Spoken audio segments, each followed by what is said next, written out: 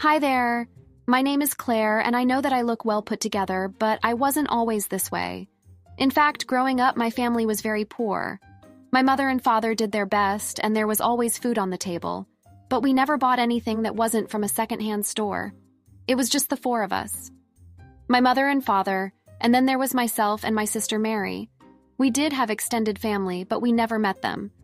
When I was old enough, my mother told me that the reason that this was the case was due to the fact that she was black and that my father was white. I didn't really understand it, but since we didn't see them, it really wasn't a problem.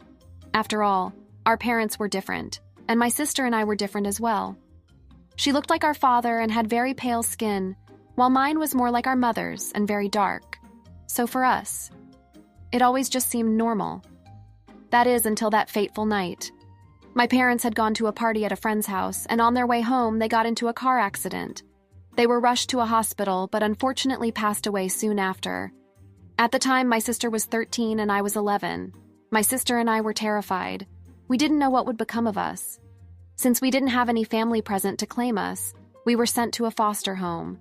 I still remember crying my eyes out and not understanding what was going on. We were there for a week when we were told that they had good news for us, and that they had tracked down our grandparents. Both my sister and I were shocked to hear this. We weren't sure how to feel, really.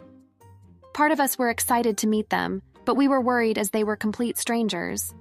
When they arrived, we saw that they looked exactly like our father. Their faces were so warm and inviting. They greeted Mary affectionately and kissed her on her head dozens of times. However, when their eyes fell on me, their smiles faded, and they didn't even come over and hug me, even though I wanted them to more than anything. After a few hours, they left, and my sister and I were wondering what to make of the visit. But the next day, our grandparents sent a car. We assumed that it was there to collect both of us, but the looks on the faces of our foster parents said otherwise. Neither of them were very happy.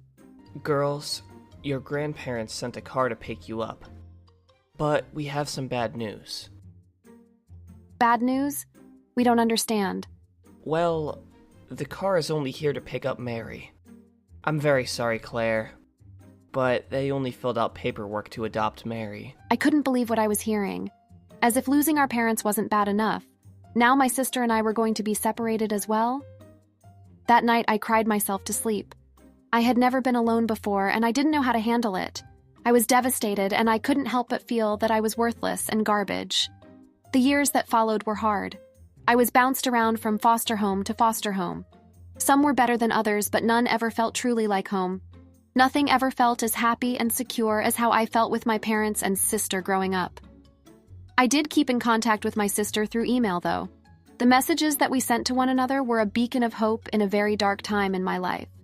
She told me stories about how our grandparents were spoiling her, giving her everything that she could ever want. She had more clothes than she could ever wear. She always had the best computer and went to a private school and ate all the best foods. I couldn't help but feel jealous. My grandparents were exceptionally wealthy and spent their money freely on my sister. While I lived in poverty since my foster parents never really cared for me that much, more than once I tried to send letters or emails to my grandparents begging them to adopt me as well. I tried my best to make them understand that I would be happier living with them and that I would be a picture-perfect addition to their family. That it was so unfair that they had separated my sister and I, but they never responded. My sister tried to beg them to adopt me as well, but they would get angry to the point where they were almost violent when she did, and so she stopped mentioning it. I knew that it weighed on her, but I also knew that it wasn't her fault. After I graduated from high school, I tried once more to reach out to them. I wasn't sure if I could get any scholarships, and I was desperate to still be able to go to college. They had more than enough money to help me pay for school, but I also knew that it was a long shot. The day after I sent the email, they finally responded to me. Hello, Claire. Congratulations on being accepted to college. We understand that you are indeed our grandchild. However, that alone does not mean that we are obligated to help you. You are a reminder of our son's poor decision to marry someone inferior to our standing. Please don't ever write to us again. To us, you are nothing but a bad memory. Her words hurt badly, and I spent many nights crying, thinking that I would never be good enough for them. Thankfully, though, I did receive a letter saying that I had been awarded a full scholarship from a prestigious law firm. With my school completely paid for, I focused hard on my studies and years later graduated at the top of my class. I was even offered an entry-level position at the very law firm that had given me the scholarship. It turned out that the lead partners had all come from similar circumstances as myself. For the first time in a long time, I felt a part of a family, a part of a group of people that not only understood the pain that I had gone through, but also accepted me despite of it. As the years drew on, I rose up in the firm and even met my husband there.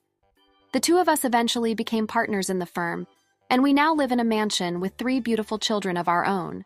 My sister, however, chose a different path, and while I am proud of the woman that she has become, she chose to follow her passions, and she became a teacher. I know that it makes her very happy, and I even assisted her in finding a home that she could afford since I make quite a bit more than her. Things were finally going well for me, but then I got an email from my grandparents. Apparently, they had made some poor investments, and they were going to be forced to sell their home to pay for their debts. They had squandered their fortune and were desperate. Hello, Claire. We are very sorry for how we have treated you in the past. We have come to see that we blamed you for something that wasn't even your fault. Please, could you find it in your heart to forgive us for our poor choices? We would love to get to know you and your husband and our great-grandchildren as well. Please forgive us. I instantly knew why they had written the letter. They had no other options and had only reached out to me because they were screwed otherwise. My sister couldn't afford to have them stay with her. After all, although her home was quite lovely, there was no room for them, and my sister didn't make enough money to help them get a new home of their own. On top of that, the closer that my sister and I became, the more distant she became with our grandparents. Neither of us could forgive them for separating us all those years ago. And so, just as they had done to me, I wrote them back. Hello, I am very sorry to hear of your plight, and that you are having such a hard time right now. However, I cannot help but feel that it is all well-deserved. I can't tell you how many nights I fell asleep crying because you left me alone in foster care, while you gave my sister everything in the world.